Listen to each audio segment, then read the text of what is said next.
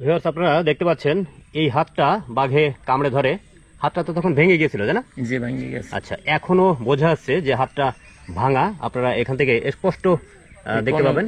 আচ্ছা, এক হাত ধরেছিল নাকি দুই হাত? এক হাত ধরে। এই যে গিট, এই গিট নাই, হাতের গিট এখানে নাই, ভেঙে ফেলাই সব। পৃথিবীর সর্ববৃহৎ ম্যানগ্রোভ ফরেস্ট সুন্দরবন একটি গর্বের নাম। অনেকের কাছে এটা আবার ভীতির নাম, কারণ এখানে রয়েছে জগৎবিখ্যাত রয়্যাল বেঙ্গল টাইগার। সুন্দরবনের আশেপাশে যাদের বসবাস এবং যারা সুন্দরবনজীবী, এরকম অনেক মানুষ প্রতি বছর এই রয়্যাল বেঙ্গল টাইগার বা বাঘের আক্রমণের শিকার হন। অধিকাংশ মানুষ মারা যান, আবার কেউ কেউ ভাগ্যগুণে বেঁচে ফিরে আসেন। স্ক্রিনে যে মানুষটিকে আপনারা দেখতে পাচ্ছেন, তিনি একদা বাঘের আক্রমণের শিকার হয়েছিলেন। আমরা জেনেছি তার ছেলেও এই আক্রমণের শিকার হন। ভালো আছেন আপনি? আলহামদুলিল্লাহ ভালো, আপনি আছেন? ভালো। জি। আচ্ছা, আমরা তো জেনেছি যে আপনি বাঘের আক্রমণের শিকার হয়েছিলেন। জি। কবে, কিভাবে, যদি আমাদেরকে একটু বলতেন। 7 বছর হইতে পারে। গ্রামে আইছিল বাঘ, সে ফরেস্ট নিয়ে এবং টাইগার টিমের সদস্য আছি আমিও। শরীফ চেয়ারম্যান বাড়ির পিছনে আমরা ফরেস্ট এবং টাইগার টিমের লোক নিয়ে সবাই মিলে ফেরত আনতে গেছিলাম। সেই সময় অনেক লোকজন, তাই এই বাঘ 3 কুলে লোক 3 সাইড করছি, দক্ষিণে, উত্তরে, পূবে, পশ্চিম খেলা রাখছি, ধাপড় দেবো, জঙ্গল চলে আসবে। তখন আমি একজন লোক ফিরাই, সে বলছে যে বাঘে গরু খায়, বাঘ মারবো। আমি কইছি না, খবরদার, বাঘ মারা যাবে না, হইলে বাড়িঘর থাকতে পারবে না, কেস কাণ্ড খাবা। এই হইলে সে লোক ফিরে গেছে। পিছন দিয়ে একজন মানুষে বাঘের গায়ে আক্রমণ করছে, বাঘ দৌড়েই আমাকে ধরছে। ধরার পরে আমি অনেক দাপাদাপি করছি। কোথায় আক্রমণ করে, কোন জায়গাটায়? আইয়ে দৌড়েই ধরছে পরে আমি দাপাদাপি অনেক করছি। তা আমার গায়ে কোট ছিল, মাথায় জুব্বো ছিল, আর টুপি ছিল, গায়ে জুব্বো টুব্বো ছিল অনেক। ফজরে 7টা-8টার দিক দিয়ে ঘেরের উপর দিয়ে পড়ছি নিচে, বাঘের লাগে পড়ে বাঘের বুকের তল সময় ফেলাইছে। সে সময় আমি ঘেডিতে হাত দিছি, আমার হাতখান চাবাই ভেঙে ফেলাইছে। ভিউয়ার্স, আপনারা দেখতে পাচ্ছেন এই হাতটা বাঘে কামড়ে ধরে।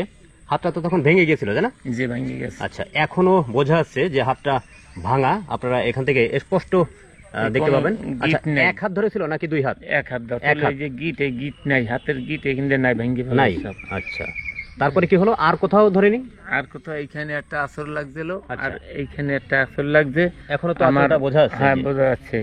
আরো আছে জায়গায় জায়গায়, কিন্তু চেনা যাচ্ছে না। আর মাঝে ছেলে আমার, তারও খুব আক্রমণ করছে এইসব জায়গায়। আপনার ছেলে আপনার সাথে ছিল? মেজো ছেলে তাকে আক্রমণ করেছিল? জি, এইসব জায়গায় রান রুন, পেটপুট সব জায়গা। উনি এখন কোথায়?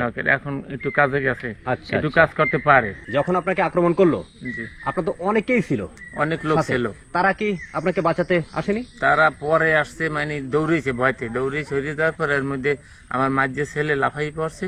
আমার শারীরে তার ধরার পরে মানুষজন এই দৌড়ে যাই, ওখানে কদু গাছের, লাউ গাছের জাহা ছিল, জাহার লাগে বাঘটা পেঁচাইছে, পেঁচ খাইছে। পরে মানুষজন দৌড়ে আসছে। 4 জন অ্যাক্সিডেন্ট।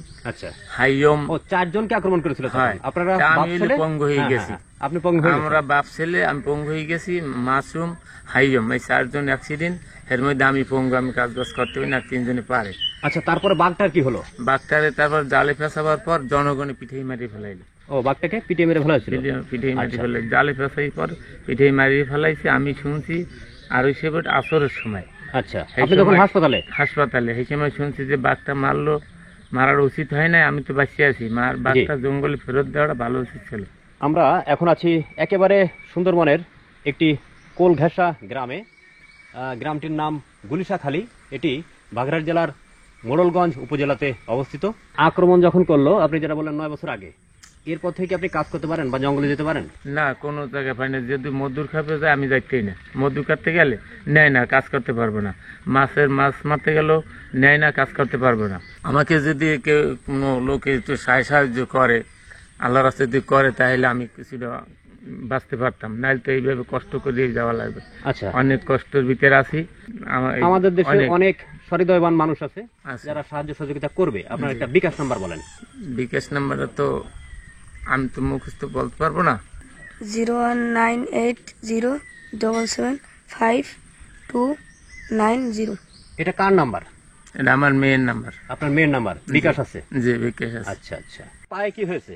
পায়ে একটু কালকে কাজে গেছিলাম, এখানে ওই চালপাত নাই তো ঘরে। আচ্ছা, এখানে কাজে গেছিলাম, তা বাবাই দিয়ে কোপ দিছি, ডাইনে দিতে পারি না। কোপ দিছি, সেই কোপটা এখানে লাগিয়ে অনেক ঢুকে গেছে ভিতরে। এই 4টে সেলাই লাগছে।